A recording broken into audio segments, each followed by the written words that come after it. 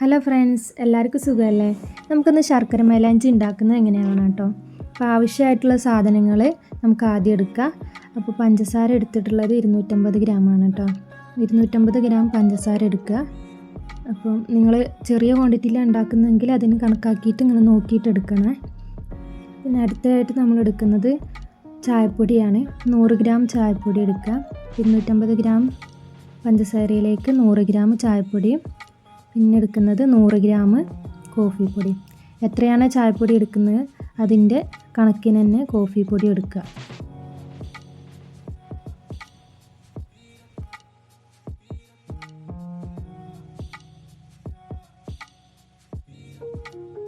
നമ്മൾ കോഫി പൊടിയും ചായപ്പൊടിയും എടുത്തിട്ടുണ്ട്. നമുക്ക് പഞ്ചസാര മാറ്റി വെച്ചതിലേക്ക് അതിട്ട് കൊടുക്കുക. അടുത്തായിട്ട് നമുക്ക് ജീരകം എടുക്കുക.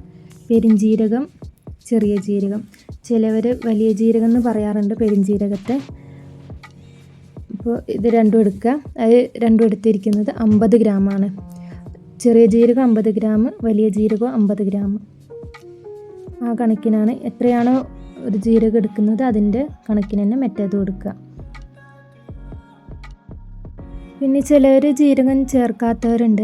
ഞാൻ ആദ്യം മുതലേ ഈ ബിസിനസ് സ്റ്റാർട്ട് ചെയ്യുന്നതിന് മുന്നേ ഞാൻ സ്വന്തമായിട്ട് എനിക്ക് വേണ്ടി ഉണ്ടാക്കുമ്പോൾ തന്നെ ഞാൻ ജീരകം ഉപയോഗിക്കാറുണ്ട്. അപ്പോൾ അത് ഓരോരുത്തരുടെ ഇഷ്ടം അനുസരിച്ച് നമുക്കത് അങ്ങോട്ടും ഇങ്ങോട്ടും മാറ്റാം കേട്ടോ. ഏതെങ്കിലും ഒരു ജീരകം ഉപയോഗിക്കുക അല്ലെങ്കിൽ ഉപയോഗിക്കാതിരിക്കുക. അപ്പോൾ നമുക്ക് എല്ലാ സാധനങ്ങളും എടുത്തിട്ടുണ്ട്. ഇതെല്ലാം കൂടി ഒന്ന് മിക്സ് ആക്കിയിട്ട് നമുക്കിതൊന്ന് പൊടിച്ചെടുക്കാം. ചായപ്പൊടിയും കോഫി പൊടിയും ജീരകവും ഇതെല്ലാം പോലെ മിക്സിയിലൊന്നിട്ടിട്ട് നല്ലപോലെ ഒന്ന് പൊടിച്ചെടുക്കുക. ഇങ്ങനെ പൊടിച്ചെടുത്താൽ അധികം ലിക്വിഡ് കിട്ടുന്നുണ്ട് കേട്ടോ. കൂടുതൽ ലിക്വിഡ് ഇങ്ങനെ ചെയ്യുമ്പോൾ എനിക്ക് കിട്ടാറുണ്ട്. ഒരു ഡാർക്ക് സ്റ്റെയിനായിട്ട് വരാൻ ഇത് സഹായിക്കുമെന്ന് എനിക്ക് തോന്നിയിട്ടുണ്ട്.